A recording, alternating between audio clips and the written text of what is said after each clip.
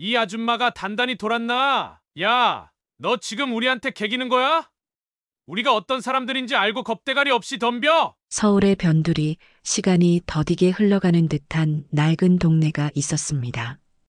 휘어지고 갈라진 골목길 양옆으로 낮은 지붕의 집들이 다닥다닥 붙어 있었고, 담벼락에는 희미한 연탄 자국과 아이들의 낙서가 세월처럼 남아 있었죠. 서지혜 씨에게 이 동네는 아련한 유년의 기억과 동의어였습니다. 지금 그녀가 사는 반듯하고 깨끗한 아파트와는 너무도 다른 풍경이었지만 그녀의 뿌리가 시작된 곳, 그리고 고단했지만 강인했던 어머니의 삶이 녹아 있는 곳이었기 때문입니다. 그녀의 어머니는 이 동네 재래시장 한쪽 구석에서 평생 채소를 팔았습니다. 동트기 전 새벽 경매장에서 좋은 물건을 떼와 좌판에 정성껏 펼쳐놓고 해 진료까지 손님을 맞았죠. 지혜 씨는 코올리게 시절부터 어머니의 작은 조수였습니다. 학교가 끝나면 책가방을 던져두고 노점으로 달려가 채소 다듬는 것을 돕고 서툰 솜씨로 잔돈을 거슬러 주곤 했어요. 시장은 그녀에게 학교보다 더 많은 것을 가르쳐 준 살아있는 교실이었습니다. 정직하게 땀 흘려번 돈의 가치, 넉넉하지 않아도 서로에게 김치 한 쪽이라도 나눠주던 상인들의 훈훈한 정, 가리고 세상의 거칠고 부당한 단면들까지도요. 유난히 순하고 말이 없었던 어머니는 종종 억울한 일을 당했습니다. 값을 제대로 치르지 않고 물건을 슬쩍 가져가는 얌체 손님, 술에 취해 와서 괜한 트집을 잡고 행패를 부리는 동네 건달들, 더 좋은 자리를 차지하려고 은근히 어머니를 밀어내던 억척스러운 상인들. 어머니는 속상해도 그저 꾹 참거나 내가 운이 없어서 그렇다며 스스로를 탓하기 일쑤였습니다. 법이나 권력은 그런 어머니에게 너무 멀리 있는 이야기처럼 보였죠. 어린 지혜 씨는 그런 어머니를 지켜보며 남몰래 소가리를 했습니다. 왜 착한 사람은 당하고만 살아야 할까? 왜 세상은 약한 사람에게 더 가혹할까? 그녀는 작고 여린 가슴에 차가운 분노와 함께 막연하지만 강렬한 어떤 열망을 품기 시작했습니다. 내가 힘을 길러서 다시는 우리 엄마처럼 억울한 눈물 흘리는 사람이 없게 하겠어. 그것이 구체적으로 어떤 힘인지 어떤 길인지는 몰랐지만 그 다짐은 그녀의 삶을 이끄는 등대가 되었습니다. 어머니는 딸의 그런 속내를 눈치채지 못하고 그저 공부 열심히 해서 자신처럼 힘들게 살지 않기만을 바랄 뿐이었습니다. 지혜 씨는 그런 어머니의 기대를 저버리지 않았습니다. 독하게 마음먹고 공부해 모두가 어렵다고 말하는 시험에 합격했고 마침내 번듯하고 안정된 삶의 기반을 마련할 수 있었습니다. 하지만 그 기쁨을 어머니와 함께 나누지 못했습니다. 어머니는 지혜 씨의 합격 소식을 들은 지 얼마 지나지 않아 평생의 고단함을 내려놓듯 조용히 눈을 감으셨기 때문입니다. 시간이 흘러 서지혜 씨는 혼자 살고 있었습니다. 그녀가 사는 곳은 조용하고 깔끔하게 정돈된 오피스텔이었죠. 집안에는 꼭 필요한 최소한의 가구와 소지품만이 단정하게 놓여 있었습니다. 그녀의 성격을 보여주듯 모든 것이 제자리에 정돈되어 있었고 군더더기가 없었죠. 그녀의 일상은 대체로 조용하고 규칙적이었습니다. 퇴근 후에는 주로 집에서 시간을 보냈습니다. 저녁 식사 후에는 창가에 놓인 작은 화초에 물을 주거나 조용한 클래식 음악을 들으며 책을 읽었습니다. 책장에는 다양한 분야의 책들이 꽂혀 있었지만 유난히 인간의 삶과 사회의 모습에 대해 깊이 생각하게 만드는 책들이 많았죠. 가끔 오랜 친구와 만나 차를 마시거나 주말에는 미술관을 찾아 조용히 그림을 감상하는 것이 그녀가 즐기는 몇 안 되는 외부 활동이었습니다. 화려하거나 시끄러운 것을 좋아하지 않았고 혼자만의 시간을 통해 에너지를 얻는 편이었죠. 다른 사람들은 그녀를 보고 차분하고 내성적이지만 어딘가 다가가기 어려운 구석이 있다고들 했습니다. 그녀는 자신의 속마음을 쉽게 드러내지 않았고 늘 일정한 거리를 유지하는 듯 보였으니까요. 어머니의 기일이 다가오는 가을의 문턱이었습니다. 유난히 하늘이 높고 푸르던 주말 오후 지혜 씨는 창밖을 보며 깊은 생각에 잠겨 있었습니다. 어머니가 돌아가신 지도 벌써 여러 해가 흘렀지만 기일이 다가오면 어김없이 가슴 한쪽이 시큰거리고 먹먹해졌습니다. 어머니의 부재는 시간이 흘러도 익숙해지지 않는 빈자리였죠. 그녀는 문득 아주 오랜만에 어머니를 위해 무언가를 하고 싶다는 강한 충동을 느꼈습니다. 어머니가 살아계실 때 가장 좋아하셨던 음식, 소박하지만 정성이 가득 담긴 나물 비빔밥. 그 비빔밥을 손수 만들어 조용히 어머니를 기리고 싶었습니다. 그리고 이왕이면 어머니의 채취가 남아있는 그 옛날 재래시장에서 직접 장을 봐서 만들고 싶었죠. 그녀는 옷장에서 가장 수수하고 편안한 옷을 골라 입었습니다. 화장기 없는 얼굴에 머리를 단정히 묶고 현관 구석에 오랫동안 놓여있던 어머니의 낡은 시장 바구니를 꺼내 들었습니다. 바구니는 세월의 흔적을 고스란히 간직하고 있었습니다.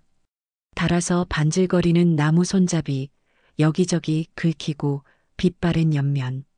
하지만 지혜 씨에게는 세상 그 어떤 명품 가방보다 더 소중한 물건이었습니다. 바구니를 드는 순간 마치 어머니의 따뜻한 손을 잡는 듯한 느낌이 들었습니다. 그녀는 잠시 눈을 감고 오랜만에 찾아갈 시장과 그곳에서 만날 어머니의 기억들을 떠올렸습니다. 오늘은 그저 평범한 딸 서지혜로 돌아가기로 했습니다. 택시에서 내린 지혜 씨는 시장 입구에 섰습니다. 수십 년의 세월이 흘렀지만 시장의 풍경은 크게 변하지 않은 듯 했습니다. 물건값을 흥정하는 소리, 구수한 음식 냄새, 분주하게 오가는 사람들. 어린 시절 그녀의 세상이었던 그곳은 여전히 시끌벅적한 활기로 가득했습니다. 그녀는 천천히 시장 안으로 걸어 들어갔습니다. 좌판마다 싱싱한 채소와 과일, 생선들이 가득 쌓여 있었고 상인들의 우렁찬 목소리가 여기저기서 들려왔습니다. 어머니가 늘 다니시던 길을 따라 걷자 낯익은 얼굴들이 눈에 들어왔습니다. 어머니와 함께 늙어간 상인들은 이제 주름 가득한 할머니, 할아버지가 되어 있었죠. 지혜 씨는 먼저 어머니가 가장 오래 거래했던 채소 가게로 향했습니다. 가게 앞에는 백발이 성성한 할머니가 작은 의자에 앉아 손님을 기다리고 있었습니다. 할머니는 한참 만에야 지혜 씨를 알아보시고는 주름진 얼굴 가득 반가운 미소를 지었습니다. 세상에, 이게 지혜 아니야? 아이고, 이렇게 커서 몰라보겠네. 할머니, 저 기억하세요? 건강히 잘 지내셨어요? 그럼 기억하고 말고. 내 엄마가 너 똑똑하다고 입이 닳도록 자랑했었는데 이렇게 잘 커서 찾아오니 내가 다 기쁘네. 할머니는 지혜 씨의 손을 잡고 연신 반가워했습니다. 지혜 씨는 할머니에게 어머니 기일이라 나무를 사러 왔다고 말했습니다. 할머니는 내 엄마가 제일 좋아했던 거지라며 시들거나 상한 곳 하나 없는 가장 좋은 나물들로만 골라 봉지에 듬뿍 담아주었습니다. 덤으로 파릇한 쪽파 한 줌까지 얹어주면서요. 고맙습니다, 할머니. 별 말씀을. 내 엄마 생각해서라도 더 챙겨주고 싶지. 다음에 또 들러. 따뜻한 인사를 나누고 발걸음을 옮겼습니다. 어머니가 좋아하시던 즉석 김가게, 손두부 가게를 차례로 들러 바구니를 채워나갔습니다. 오랜만에 느껴보는 시장의 온기와 사람들의 인정에 지혜 씨의 마음도 조금씩 녹아내리는 듯 했습니다. 바구니가 제법 묵직해졌을 때쯤 그녀는 잠시 쉬어가고 싶어졌습니다. 어머니와 함께 가끔 들르던 작은 분식집이 아직 그대로 있는지 궁금했죠. 시장 안쪽 조금 후미진 골목으로 들어섰을 때였습니다. 어머니가 좋아하시던 반찬들을 하나씩 바구니에 채워 넣으며 서지혜 씨의 마음은 잠시나마 평온을 되찾은 듯 했습니다. 어린 시절의 따스한 기억들이 현실의 고단함을 잠시 잊게 해주었죠. 그녀는 이제 어머니와 가끔 들르곤 했던 시장 안쪽의 작은 분식집으로 발걸음을 옮겼습니다. 허름하지만 늘 정갈했고 멸치 육수 향이 구수하게 풍겨 나오던 곳. 그곳에서 따끈한 잔치국수 한 그릇을 먹으며 잠시 숨을 고르고 싶었습니다. 시장 안쪽 골목은 바깥보다는 조금 한산했지만 여전히 사람 사는 냄새로 가득했습니다. 좁은 길 양옆으로 오래된 가게들이 늘어서 있었고 호객하는 소리 대신 두런두런 이야기를 나누는 상인들의 목소리가 정겹게 들려왔죠. 지혜 씨는 천천히 걸으며 주변 풍경을 눈에 담았습니다. 모든 것이 빠르게 변하는 세상 속에서 이곳만큼은 시간이 더디게 흐르는 것 같아 묘한 안도감을 느꼈습니다. 그런데 골목 어귀에 다다랐을 때 그녀는 불현듯 공기가 달라졌음을 감지했습니다. 조금 전까지 느껴졌던 정겹고 평화로운 분위기는 온데간데였고 어딘가 불편하고 긴장된 기운이 감돌았죠. 몇몇 상인들은 가게 안으로 들어가 버렸고 길을 가던 사람들도 슬금슬금 그 주변을 피해서 돌아가는 눈치였습니다. 그리고 그 긴장의 중심에는 대여섯 명의 젊은이들이 있었습니다. 골목길 한가운데를 점령하듯 서서 시끄럽게 떠들고 있는 그들은 누가 봐도 평범한 시장 손님들과는 이질적인 존재들이었습니다. 값싸 보이는 번쩍이는 액세서리, 몸에 딱 달라붙거나 헐렁한 옷차림, 그리고 무엇보다 주변을 아랑곳하지 않는 오만하고 불량스러운 태도. 그들은 서로 욕설을 섞어가며 낄낄거렸고 지나가는 사람들을 일부러 툭툭 치거나 노골적으로 훑어보며 불쾌감을 조성했습니다. 마치 자신들의 존재감을 과시하고 이 구역이 자신들의 영역임을 선포하는 듯한 모습이었죠. 무리의 중심에는 유난히 험악한 인상의 청년 박민준이 팔짱을 낀 채 서 있었습니다. 그는 주변의 기척을 살피는 듯 날카로운 눈빛으로 좌우를 훑었고 이따금씩 옆에 있는 일행에게 무언가를 지시하는 듯 짧게 말을 던졌습니다. 그의 말 한마디에 일행들은 과장되게 웃거나 고개를 끄덕이며 복종적인 태도를 보였죠. 지혜 씨는 본능적으로 그들을 피해야겠다고 생각했습니다. 굳이 불필요한 마찰을 일으키고 싶지 않았고 무엇보다 모처럼 찾은 평화로운 추억 여행을 망치고 싶지 않았습니다. 그녀는 최대한 벽 쪽으로 붙어서 그들의 눈에 띄지 않게 조용히 지나가려 했습니다. 바닥만 보며 종종 걸음으로 그들 옆을 스쳐 지나가려는 찰나였습니다. 어이, 거기. 박민준의 나른하면서도 위압적인 목소리가 지혜 씨의 등 뒤에 꽂혔습니다. 지혜 씨는 순간 온몸이 굳는 것을 느꼈지만 애써 못 들은 척 계속 걸어가려 했습니다. 하지만 그들 중 하나가 재빨리 그녀의 앞을 가로막았습니다. 껄렁한 미소를 입에 문 젊은이였습니다. 아줌마, 귀 먹었어? 우리 형님이 부르잖아. 동시에 뒤쪽에 있던 다른 일행이 그녀의 어깨를 뒤에서 거칠게 잡아챘습니다.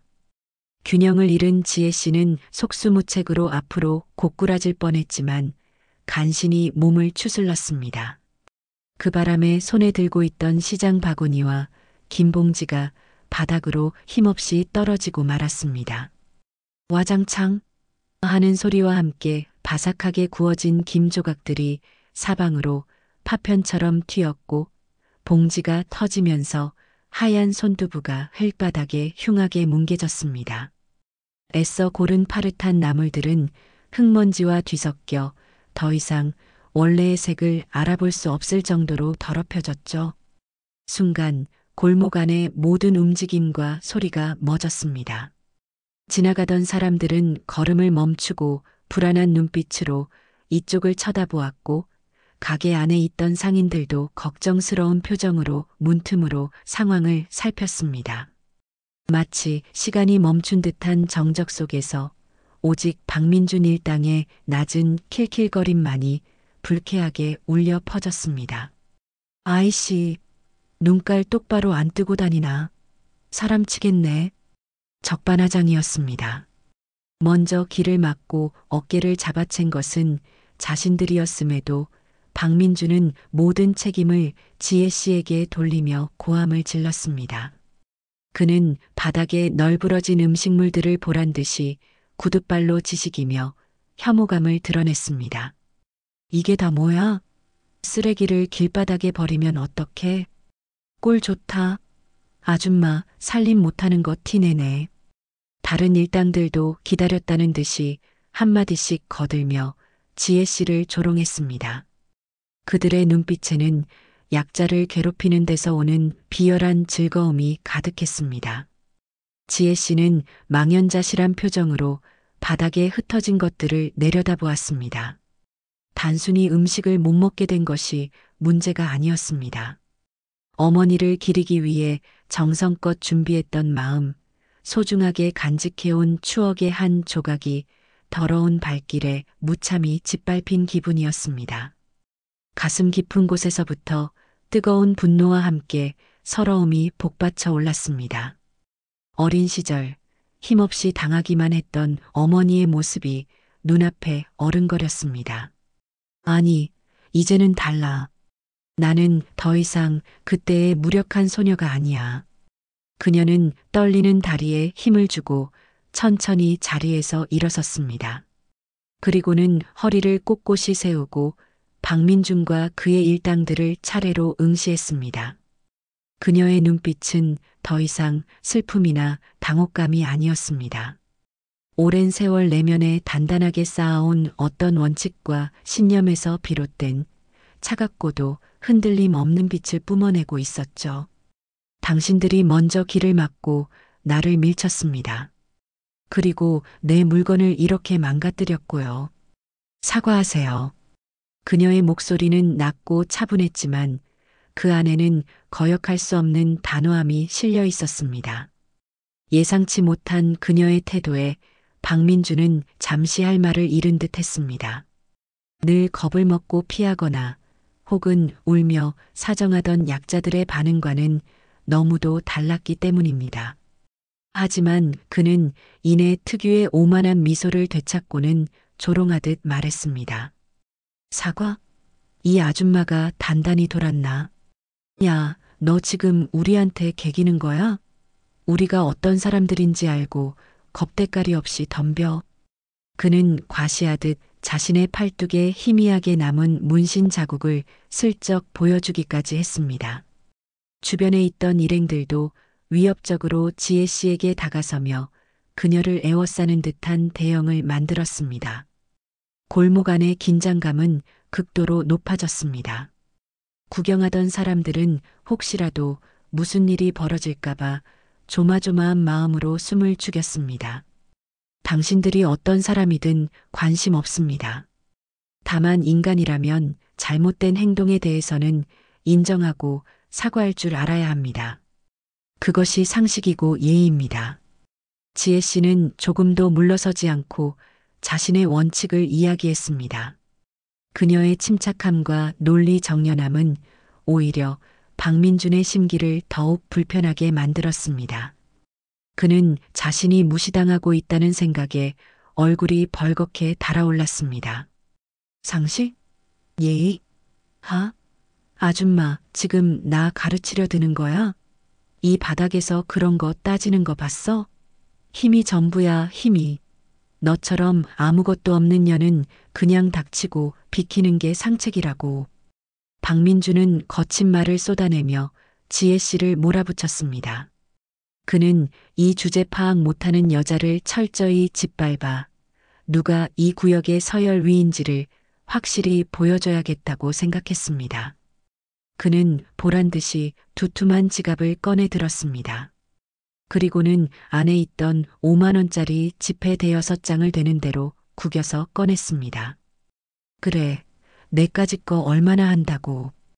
돈 때문에 이러는 거 아니야? 자, 여기 있다. 이거 먹고 떨어져. 그는 경멸과 조롱이 가득 담긴 눈빛으로 구겨진 지폐들을 지혜 씨의 얼굴을 향해 던지듯 뿌렸습니다. 힘없이 날린 지폐 몇 장은 지혜 씨의 어깨에 맞고 떨어졌고 나머지는 그녀의 발밑, 흙먼지와 뭉개진 음식물들이 뒤섞인 더러운 바닥 위로 힘없이 흩날렸습니다. 그 순간 지혜 씨의 모든 표정이 사라졌습니다. 분노도 슬픔도 모욕감도 느껴지지 않는 마치 깊은 겨울 호수처럼 차갑고 고요한 얼굴이었습니다. 그녀는 바닥에 떨어진 돈에는 눈길조차 주지 않았습니다. 대신 조용히 허리를 숙여 더 이상 쓸모없게 된 나물과 두부 조각들, 그리고 부서진 김가루들을 묵묵히 바구니에 쓸어 담기 시작했습니다. 하나하나 아주 천천히 마치 소중한 유품을 수습하듯 정성스러운 손길로. 그녀의 침묵과 무심한 행동은 박민준이 던진 돈다발보다 그 어떤 격한 항의나 욕설보다 훨씬 더 강력한 메시지를 전달하고 있었습니다. 당신들이 던진 돈 따위는 내게 아무런 의미도 없다. 당신들의 행동은 돈으로 해결될 수 있는 문제가 아니다. 박민주는 온몸의 피가 거꾸로 솟는 듯한 격한 모욕감을 느꼈습니다. 자신의 권위와 힘의 상징인 돈이 저 보잘것없는 여자 앞에서 완전히 무시당한 것입니다. 그는 당장이라도 저 여자의 멱살을 잡고 흔들고 싶었지만 주변의 시선과 마지막 남은 이성한 조각이 간신히 그를 막고 있었습니다. 뭐야, 저 여자. 아, 너 지금 나 무시하는 거야? 거기 안 서. 박민준이 악에 받쳐 소리쳤지만 지혜 씨는 아무런 대답 없이 묵묵히 자신의 일을 계속했습니다. 마지막 나물 조각까지 바구니에 담은 그녀는 천천히 몸을 일으켜 세웠습니다. 그리고는 텅 빈 것이나 다름없는, 하지만 세상 그 무엇보다 무거워 보이는 바구니를 들고 뒤도 돌아보지 않고 골목길을 걸어 나갔습니다. 그녀의 지친 어깨는 축 처져 있었지만 곧게 편 허리와 흔들림 없는 발걸음에서는 어떤 비굴함도 찾아볼 수 없었습니다. 오히려 침묵 속에서 조용히 빛나는 꺾이지 않는 존엄성이 느껴졌죠. 박민주는 주먹을 부들부들 떨며 그녀의 뒷모습을 노려보았습니다.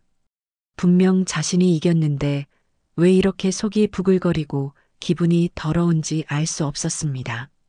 마지막 순간에 보았던 그 여자의 감정 없는 차가운 눈빛이 마치 낙인처럼 찍혀 머릿속을 떠나지 않았습니다. 그는 바닥에 침을 탁 뱉으며 거친 욕설을 내뱉었습니다.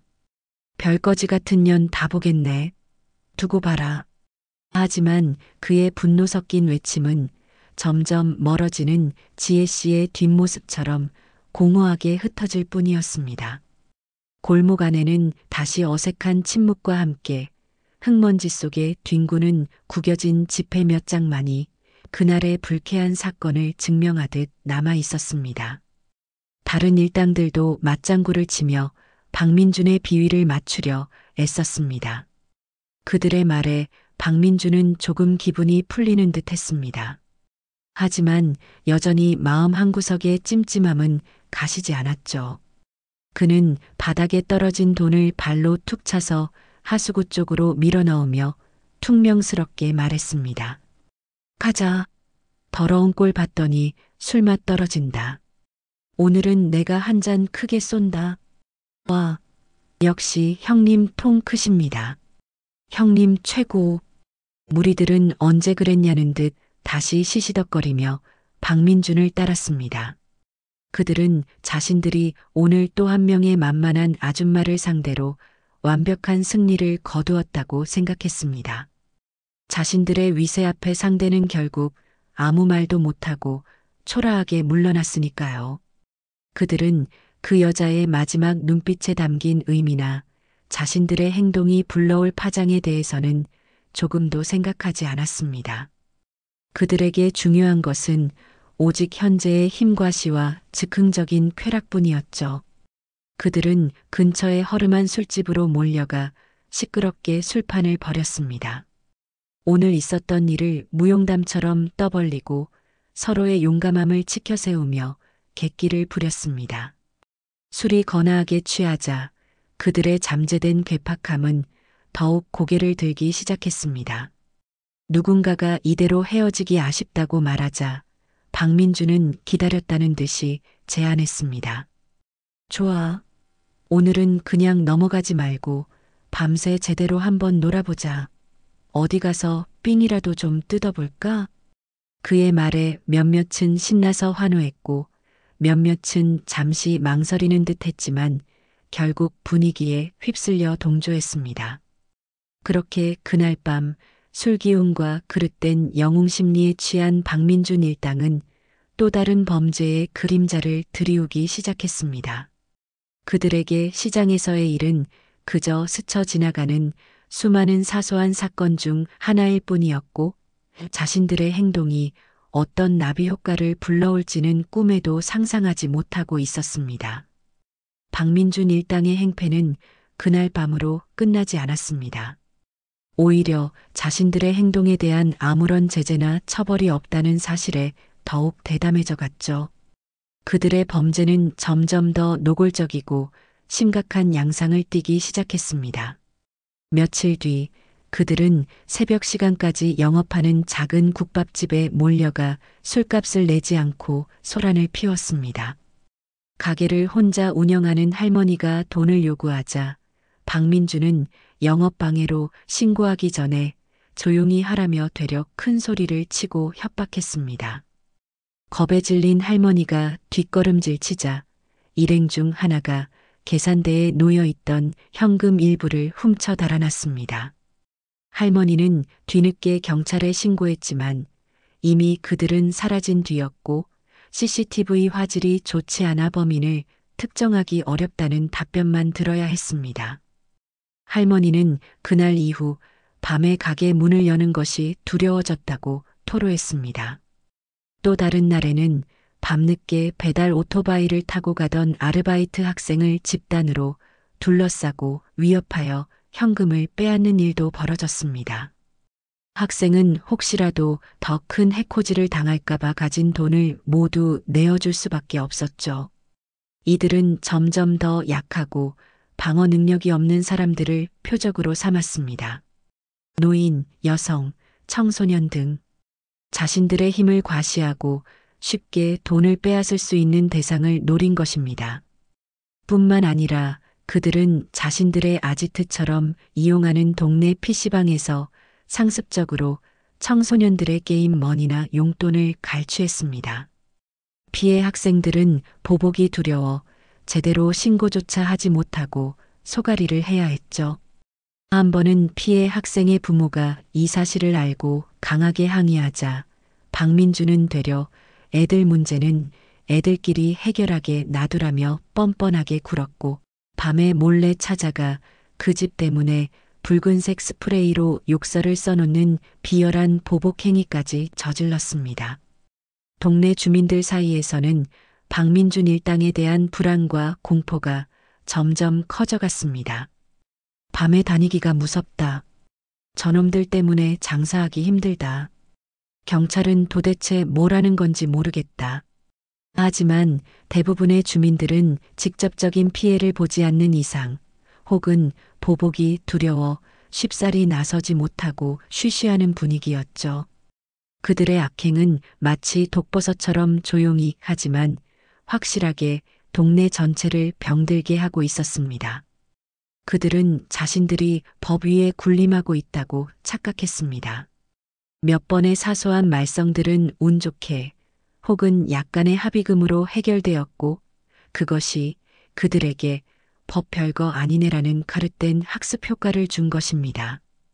그들은 자신들이 파놓은 수렁의 깊이를 알지 못한 채 점점 더 깊은 곳으로 빠져들고 있었습니다.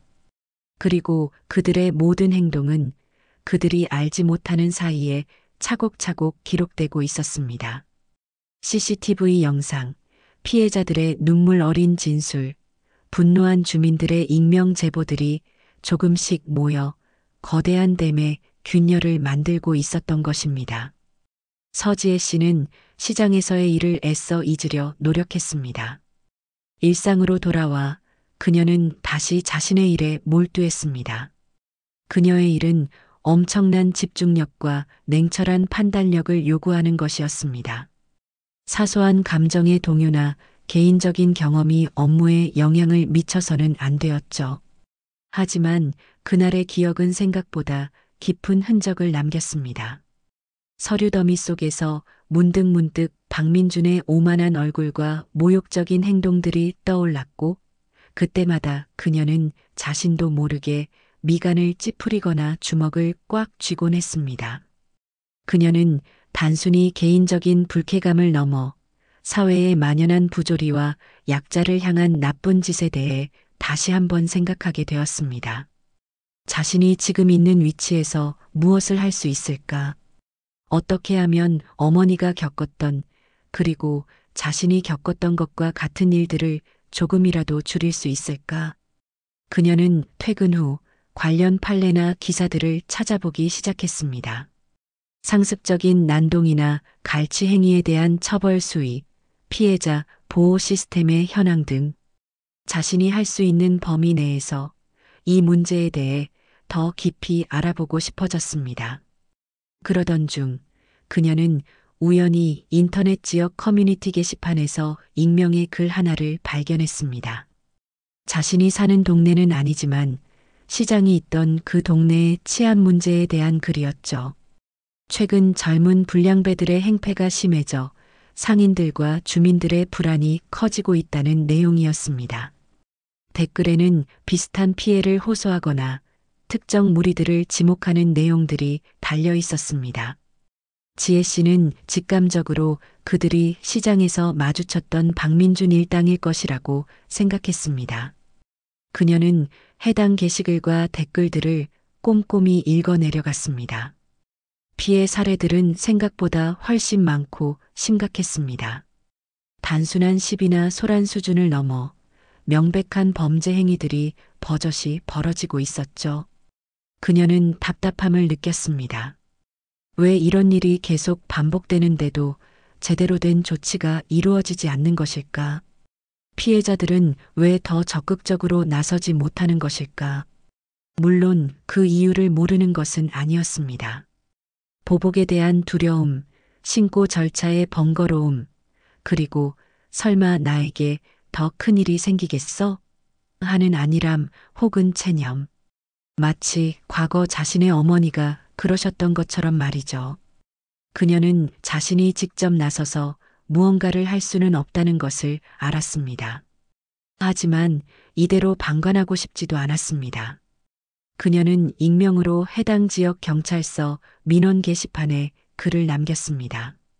최근 지역 커뮤니티에서 제기되고 있는 특정 불량배들의 상습적인 행패 문제에 대해 언급하며 보다 적극적인 순찰과 수사를 촉구하는 내용이었죠.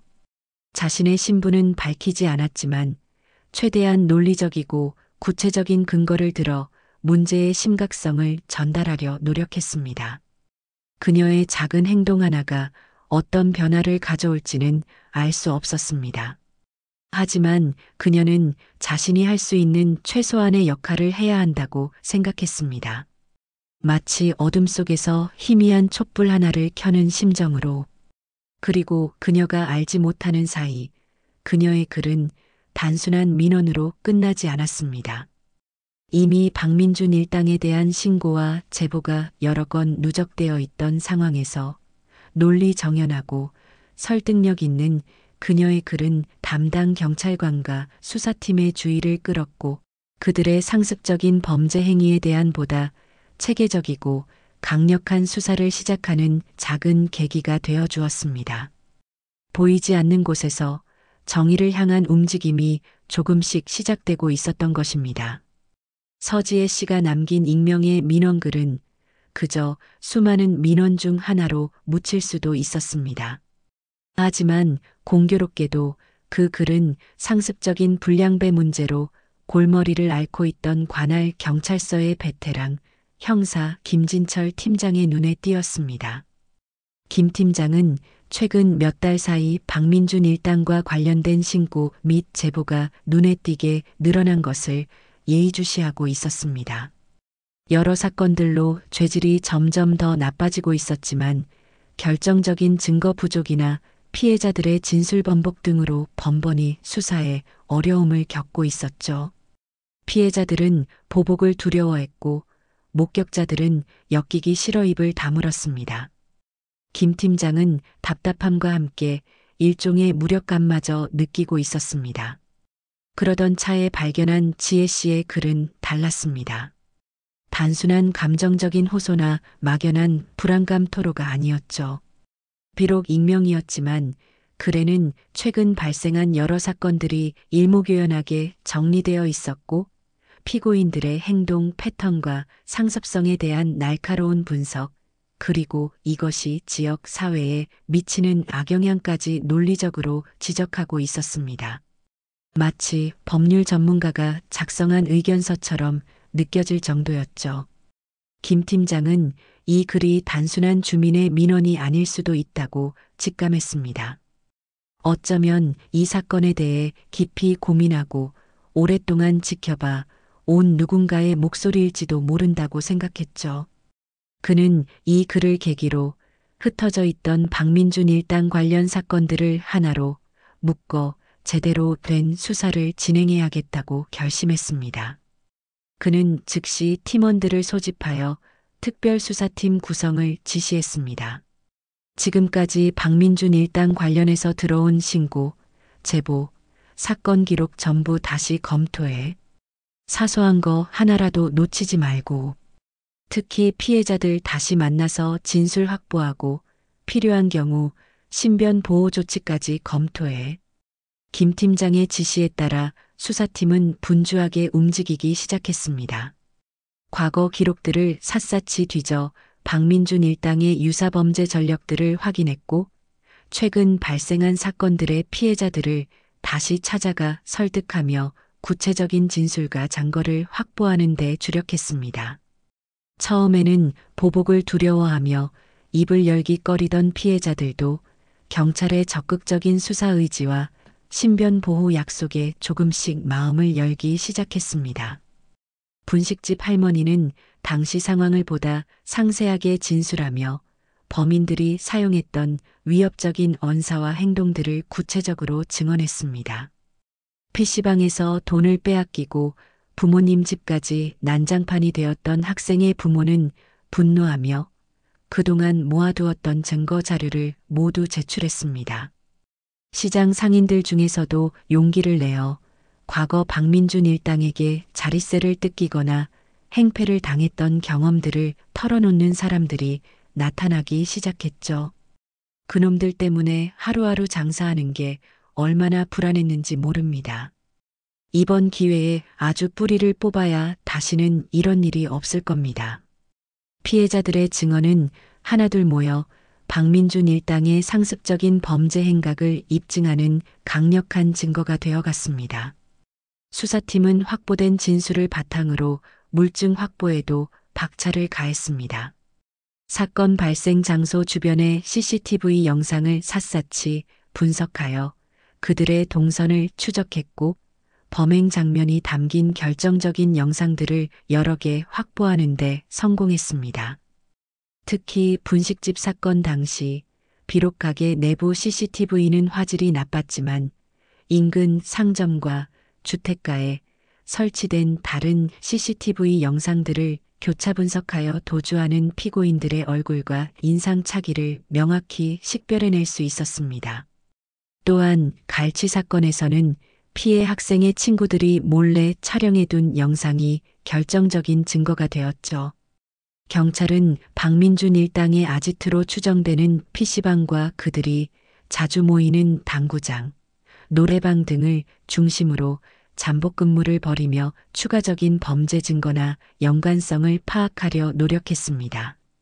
하지만 박민주는 의외로 교활하고 눈치가 빨랐습니다. 경찰의 수사망이 조여온다는 것을 어렴풋이 감지했는지 한동안 몸을 사리며 대놓고 문제를 일으키지는 않았죠. 하지만 물밑에서는 여전히 자신보다 약한 학생들을 상대로 위협을 가하거나 소에게 금품을 갈취하는 등의 행위를 계속하고 있었습니다.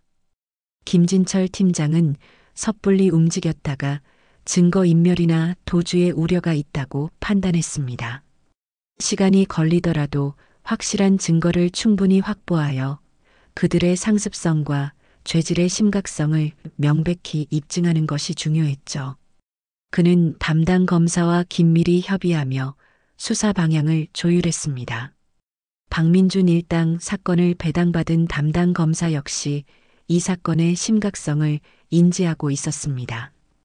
단순한 불량배들의 치기 어린 행동으로 치부할 것이 아니라 지역사회의 안전을 위협하는 상습적인 범죄 조직으로 규정하고 엄단해야 한다는 입장이었죠. 검사는 경찰이 확보한 증거들을 면밀히 검토하며 추가적인 증거 보강 지시와 함께 법리적인 검토를 진행했습니다. 특히 여러 건의 범죄를 하나로 묶어 상습범 가중 처벌을 적용하고 범죄단체, 조직 및 활동 혐의까지 적용할 수 있을지를 신중하게 검토했습니다. 시간은 다소 걸렸지만 수사는 차근차근 진행되었습니다. 흩어져 있던 퍼즐 조각들이 하나씩 맞춰지면서 박민준 일당의 추악한 실체가 점점 더 명확하게 드러나고 있었습니다. 그들이 저지른 범죄의 횟수와 피해 규모는 예상보다 훨씬 더 컸고 그 방식 또한 매우 교활하고 악의적이었습니다. 마침내 김진철 팀장과 담당 검사는 더 이상 지체할 이유가 없다고 판단했습니다. 확보된 증거만으로도 박민준 일당 전원을 구속하고 엄벌에 처하기에 충분하다고 확신했죠. 체포영장과 압수수색 영장이 발부되었습니다. 이제 그물을 걷어 올릴 시간만이 남아 있었습니다.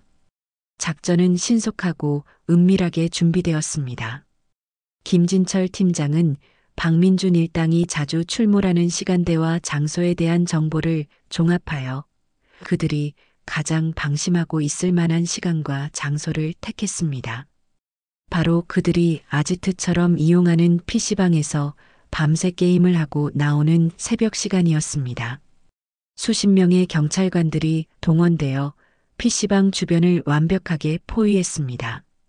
만약의 사태에 대비해 기동대 인력까지 지원받았죠. 새벽 어스름이 채 가시지 않은 시간. 밤새 게임에 몰두했던 박민준과 그 일당 대여섯 명이 피곤한 기색으로 PC방 문을 나섰습니다. 그들은 여전히 자신들에게 어떤 일이 닥쳐올지 전혀 예상하지 못한 채 시시덕거리며 담배를 입에 물었습니다. 바로 그 순간 김진철 팀장의 지시와 함께 잠복해 있던 경찰관들이 일제히 그들에게 달려들었습니다. 박민준, 김철수, 이영호, 체포한다. 뭐야? 왜 이래? 순식간에 벌어진 상황에 박민준 일당은 극도로 당황하며 격렬하게 저항하려 했습니다. 욕설을 내뱉고 몸부림치며 빠져나가려 했지만 이미 사방을 포위한 경찰관들에게는 역부족이었죠. 박민준은 마지막까지 발악하며 소리쳤습니다. 우리가 뭘 잘못했는데 이거 놓고 말해. 변호사 부를 거야. 하지만 김진철 팀장은 차가운 목소리로 미란다 원칙을 고지하며 그의 팔에 수갑을 채웠습니다. 상습 특수절도, 공동공갈, 공동상해 혐의로 체포한다. 변호사를 선임할 수 있고 변명의 기회가 있으며 체포구금 적부심을 청구할 권리가 있다.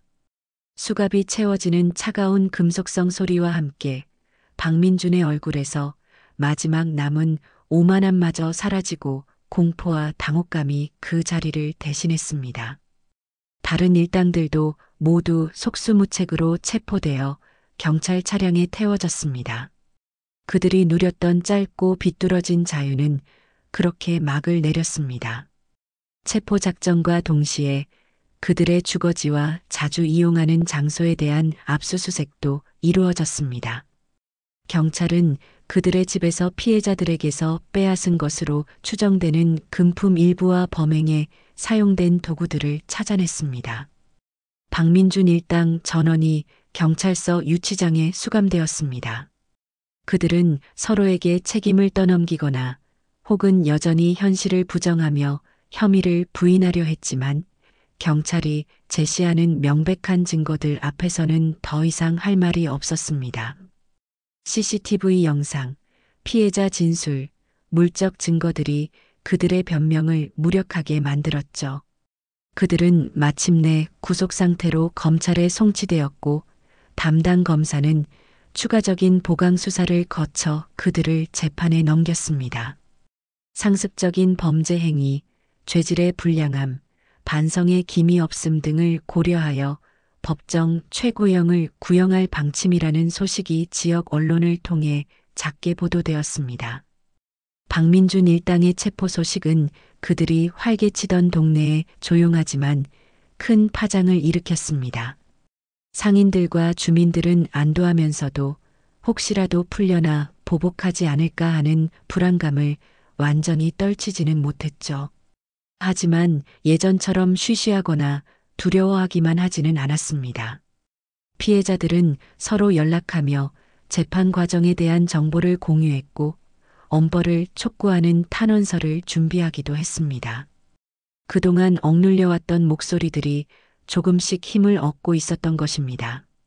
한편 서지혜 씨는 아침 신문의 작은 사회면 기사를 통해 박민준 일당의 구속 기소 소식을 접했습니다. 기사에는 그들의 구체적인 범죄 혐의들이 간략하게 나열되어 있었죠. 그녀는 기사를 읽으며 만감이 교차했습니다. 자신의 작은 행동이 어떤 식으로든 영향을 미쳤을지도 모른다는 생각, 그리고 그들이 저지른 악행이 생각보다 훨씬 더 심각했다는 사실에 대한 안타까움과 분노. 하지만 그녀는 여전히 이 사건과 거리를 두었습니다. 그녀의 역할은 거기까지였습니다. 이제 남은 것은 사법 시스템 안에서 공정한 법의 심판이 내려지기를 기다리는 것뿐이었죠. 그녀는 다시 자신의 일상으로 돌아갔습니다.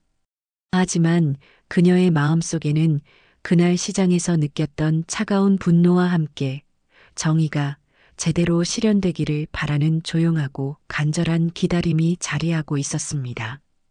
그리고 그녀는 알지 못했습니다.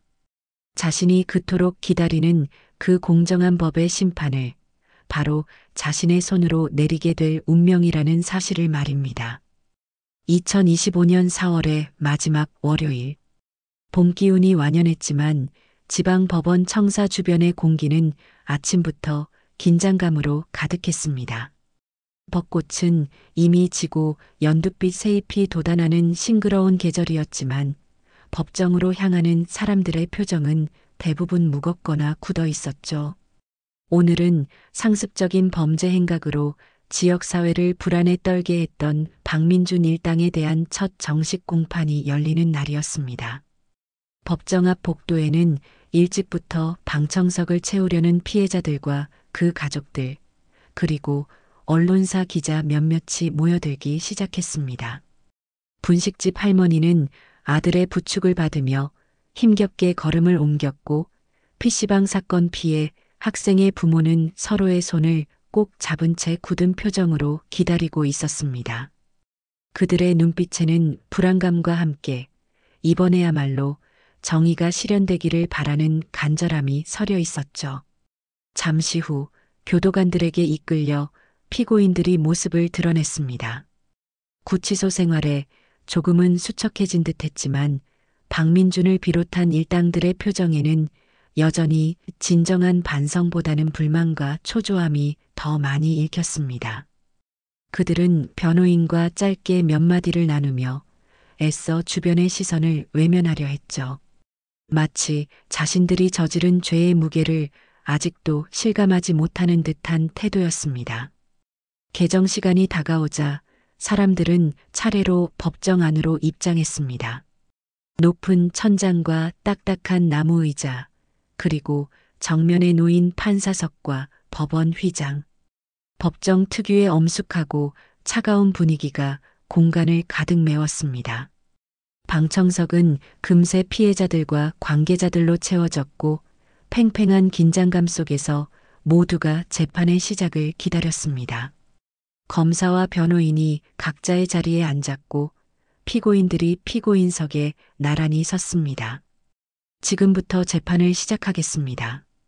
서기의 개정 선언과 함께 법정 오른쪽 문이 열리고 오늘의 재판을 주관할 판사가 입장했습니다. 검은 법복을 입은 판사는 흐트러짐 없는 걸음으로 판사석을 향해 걸어갔습니다. 다소 젊어 보이는 여성 판사였지만 곧게 편 어깨와 다부진 표정에서는 범접하기 어려운 위엄과 냉철함이 느껴졌죠. 모든 사람이 기립하여 예를 표했고 판사는 가볍게 목례를 한 뒤 자리에 앉았습니다. 그녀는 잠시 법정 전체를 둘러보며 분위기를 살피는 듯 했지만 그 눈빛은 어떤 감정도 드러내지 않고 깊고 고요했습니다. 피고인들 모두 앞으로 나오세요. 판사의 차분하면서도 명료한 목소리가 법정 안에 울려 퍼졌습니다. 박민준을 포함한 피고인들은 마지못해 피고인석 앞으로 나란히 섰습니다. 그들은 대부분 고개를 숙인 채 바닥만 내려다보고 있었죠. 판사는 서기에게 피고인들의 인적사항 확인을 지시했습니다. 서기가 피고인들의 이름과 생년월일, 주소 등을 차례로 호명하며 본인 여부를 확인했습니다. 피고인 박민준. 서기의 부름에 박민준은 마지못해 네 하고 짧게 대답했습니다. 여전히 고개를 숙인 채였죠. 고개 드세요. 재판부를 보고 대답합니다. 판사의 지시에 박민준은 순간 움찔했지만 마지못해 천천히 고개를 들었습니다. 습관처럼 판사의 얼굴을 확인하려던 그의 시선이 판사석에 앉아 있는 여성 판사의 얼굴과 마주쳤습니다. 바로 그 순간 박민준의 온 세상이 멈추는 듯 했습니다. 시간이 얼어붙고 주변의 모든 소리가 차단된 채 오직 판사의 얼굴만이 그의 시야를 가득 채웠습니다. 저 여자? 머릿속이 하얗게 비면서 숨 쉬는 것조차 잊어버렸습니다. 믿을 수 없다는 듯 그의 동공이 격렬하게 흔들리기 시작했습니다. 아주 분명히 몇 달 전 그 지저분한 시장 골목에서 자신들이 아줌마라고 부르며 조롱하고 비웃고 발밑에 돈까지 던지며 모욕했던 바로 그 여자였습니다. 시장에서 봤던 수수한 옷차림과 낡은 바구니 대신 지금 그녀는 엄숙한 검은 법복을 입고 있었습니다. 겁먹고 초라해 보였던 표정 대신 지금 그녀의 얼굴에는 자신들의 운명을 결정할 절대적인 권위를 가진 자의 냉철함과 엄숙함이 서려 있었습니다. 왜 저 여자가 여기에? 그것도 판사석에? 말도 안 돼, 이건 꿈이야. 박민준은 자신의 눈을 의심하며 필사적으로 현실을 부정하려 했습니다. 하지만 판사의 얼굴은 너무나도 선명했고 그녀가 자신을 내려다보는 그 차갑고도 깊이를 알 수 없는 눈빛은 시장에서 마주쳤던 바로 그 눈빛이었습니다. 그때는 그저 기분 나쁜 여자라고 생각했던 그 눈빛 속에 숨겨져 있던 의미를 그는 이제야 뼈저리게 깨달았습니다. 온몸에서 식은땀이 비 오듯 흘러내렸습니다. 심장이 미친 듯이 뛰어 귀가 먹먹해졌고 다리가 풀려 휘청거렸습니다. 만약 교도관이 옆에서 부축하지 않았다면 그대로 바닥에 주저앉았을지도 모릅니다. 피고인 박민준? 판사가 다시 한번 그의 이름을 불렀지만 그는 아무런 대답도 할 수 없었습니다. 그는 그저 공포와 경악으로 벌어진 입을 다물지 못한 채 판사석의 여인, 바로 서지의 판사를 넋 나간 사람처럼 바라볼 뿐이었습니다. 그의 극단적인 반응에 옆에 있던 다른 일당들도 이상함을 느끼고 고개를 들어 판사를 쳐다보았습니다. 그리고 그들 역시 시간차를 두고 한 명씩 얼어붙기 시작했습니다. 헉! 저 여자. 믿을 수 없는 현실 앞에서 그들의 얼굴은 하나같이 새하얗게 질려갔고 공포에 질린 신음소리가 여기저기서 터져 나왔습니다. 피고인들의 갑작스러운 집단적인 동요에 법정안은 순식간에 술렁거리기 시작했습니다. 방청석의 피해자들과 가족들, 변호인과 검사, 심지어 법정 경위들까지도 영문을 모르겠다는 듯 어리둥절한 표정으로 피고인들을 바라보았습니다. 오직 판사석의 서지의 판사만이 이 모든 소란 속에서도 미동조차 없이 침착함을 유지하고 있었습니다. 그녀는 마치 아무 일도 없었다는 듯 혹은 이 모든 상황을 이미 예상했다는 듯 차갑고 냉정한 표정으로 피고인들을 내려다볼 뿐이었죠. 이제 진짜 게임은 시작된 것이었습니다. 정숙. 법정에서는 정숙해 주시기 바랍니다. 서지의 판사는 서기의 제지에도 진정되지 않는 소란에 직접 낮고 단호한 목소리로 주의를 주었습니다. 그녀의 목소리에는 법정의 질서를 유지하려는 강력한 의지가 담겨 있었고 그 위험에 소란은 점차 잦아들었습니다. 하지만 피고인들의 혼란과 공포는 쉽게 가라앉지 않았습니다. 특히 박민주는 거의 패닉 상태에 빠진 듯 보였습니다. 그는 갑자기 무릎을 꿇고 판사석을 향해 필사적으로 외치기 시작했습니다. 판사님, 판사님, 제가 잘못했습니다. 제가 정말 100번 1000번 죽을 죄를 지었습니다. 제발 자비를 베풀어 주십시오. 네. 그는 눈물 콧물까지 흘리며 애원했지만 그 모습은 반성보다는 처벌을 피하려는 비굴한 발악처럼 보였습니다. 다른 일당들도 앞다투어 용서해 주십시오. 다시는 안 그러겠습니다. 를 외치며 바닥에 엎드릴 기세였죠. 그들의 돌변한 태도에 변호인조차 할 말을 잃고 망연자실한 표정을 지었습니다. 서지의 판사는 그들의 추태를 잠시 말없이 지켜보았습니다. 그녀의 눈빛은 차갑게 가라앉아 있었고 그 안에는 일말의 동정심도 찾아보기 어려웠습니다. 그녀는 검사에게 공소사실에 대한 의견 진술을 시작하라고 지시했습니다. 검사는 준비한 자료를 바탕으로 박민준 일당이 저지른 범죄 사실들을 상세하게 설명하며 그들의 상습성과 죄질의 불량함을 강조했습니다. 분식집 할머니를 위협하고 돈을 빼앗으려 한 사건, 청소년들을 상습적으로 갈취하고 보복행위를 한 사건 등 그들의 악행이 하나하나 드러날 때마다 방청석에서는 낮은 탄식과 분노의 목소리가 터져 나왔습니다. 피고인 신문 차례가 되자 지혜 판사는 박민준부터 직접 신문하기 시작했습니다. 그녀의 질문은 날카롭고 집요했습니다. 피고인은 자신보다 약하다고 생각되는 사람들에게 상습적으로 위해를 가하고 금품을 빼앗은 사실을 인정합니까? 피고인은 피해자들이 느꼈을 공포와 고통에 대해 생각해 본 적 있습니까?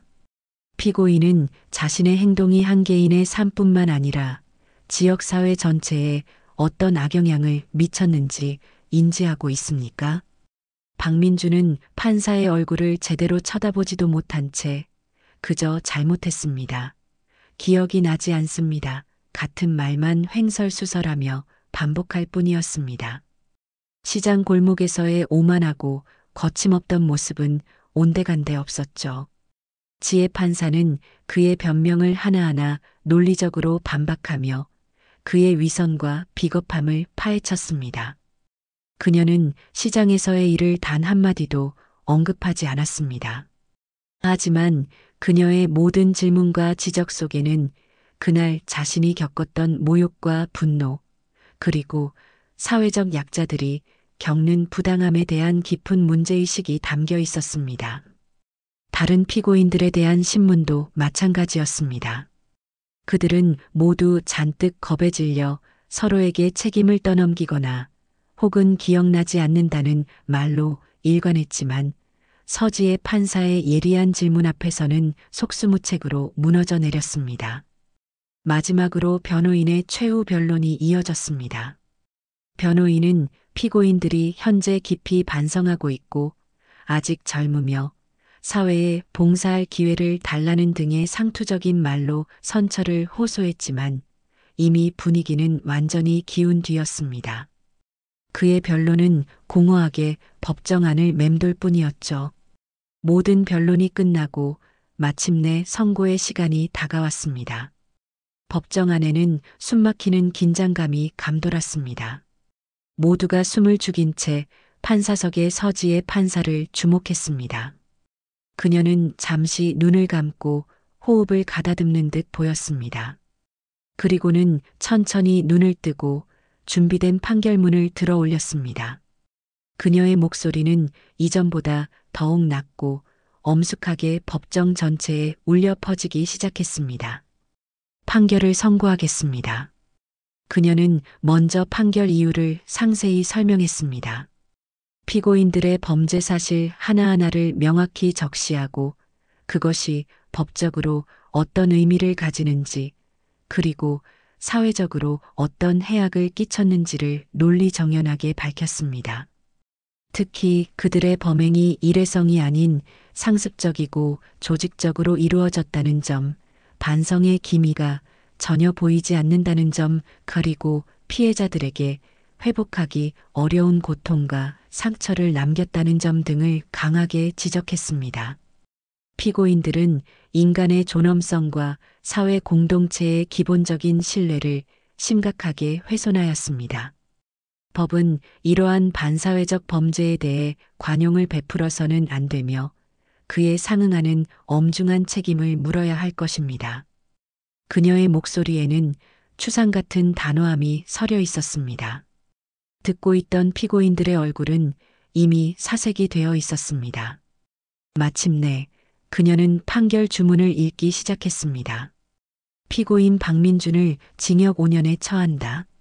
징역 5년이라는 선고가 떨어지는 순간 박민준은 악 하는 비명과 함께 그 자리에 쓰러져 버렸습니다. 예상했던 것보다 훨씬 상상 이상으로 무거운 형량이었습니다. 방청석에서는 짧은 탄성이 터져 나왔습니다.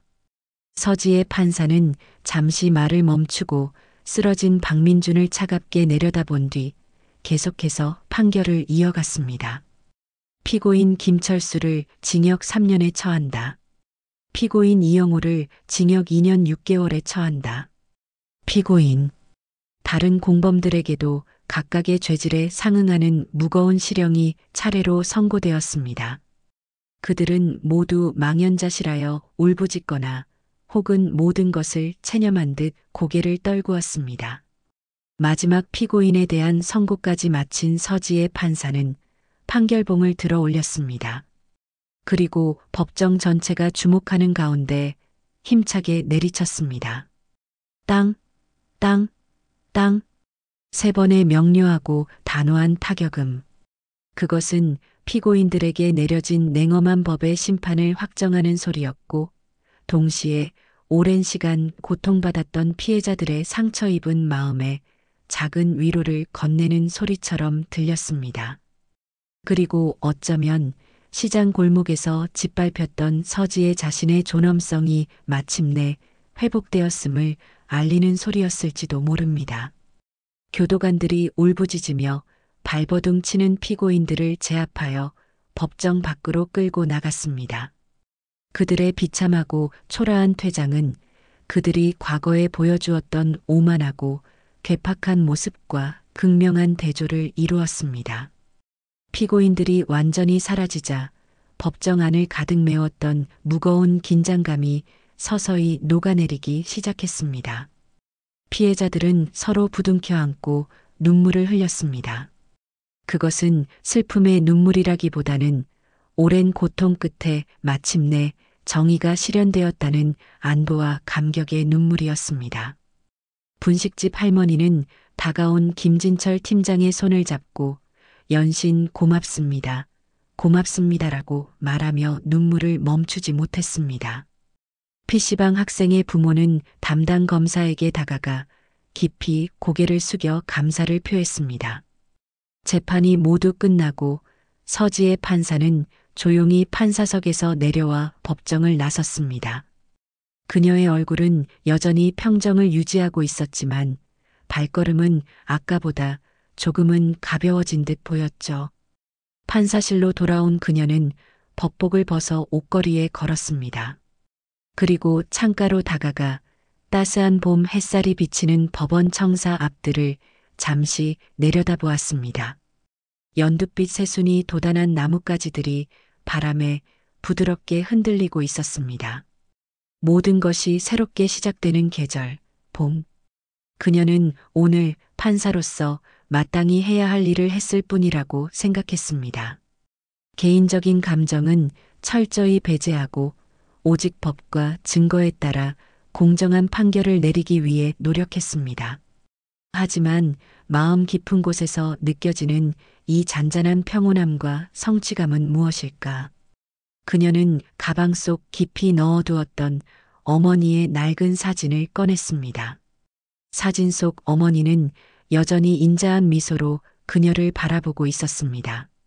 마치 내 딸 장하다라고 말해주는 듯 했습니다. 지혜 씨는 사진을 가슴에 품고 잠시 눈을 감았습니다. 오랜 세월 그녀를 괴롭혔던 어머니에 대한 죄송함과 안타까움이 이제는 조금 다른 감정으로 변해가고 있음을 느꼈습니다. 그것은 바로 어머니가 그토록 원했지만 가질 수 없었던 정의를 이제 자신이 실현할 수 있는 위치에 있다는 자각과 책임감이었습니다. 주말이 되자 그녀는 다시 한번 시장을 찾았습니다. 지난번과는 완전히 다른 가볍고 평온한 마음으로 그녀는 어머니가 좋아하시던 신선한 나물과 따끈한 손두부, 고소한 김을 정성껏 골라 어머니의 낡은 바구니에 가득 담았습니다. 집으로 돌아와 그녀는 서툴지만 정성을 다해 나물을 무치고 밥을 지어 작은 밥상을 차렸습니다. 어머니의 사진 앞에 소박한 비빔밥 한 그릇을 놓고 그녀는 조용히 식사를 시작했습니다. 향긋한 나물 향기와 따스한 밥의 온기가 온 집안에 퍼져나갔습니다. 그것은 단순한 한 끼 식사가 아니었습니다. 과거의 상처를 치유하고 현재의 자리에서 최선을 다하며 미래를 향해 나아가겠다는 그녀의 조용한 다짐이자 하늘에 계신 어머니께 드리는 가장 진심 어린 위로였습니다. 창밖으로 비치는 눈부신 봄 햇살 속에서 그녀의 얼굴에는 오랜만에 편안하고 깊은 미소가 피어올랐습니다. 통쾌한 정의 구현 뒤에 찾아온 것은 씁쓸한 복수가 아닌 밝고 희망찬 내일을 향한 새로운 시작이었습니다.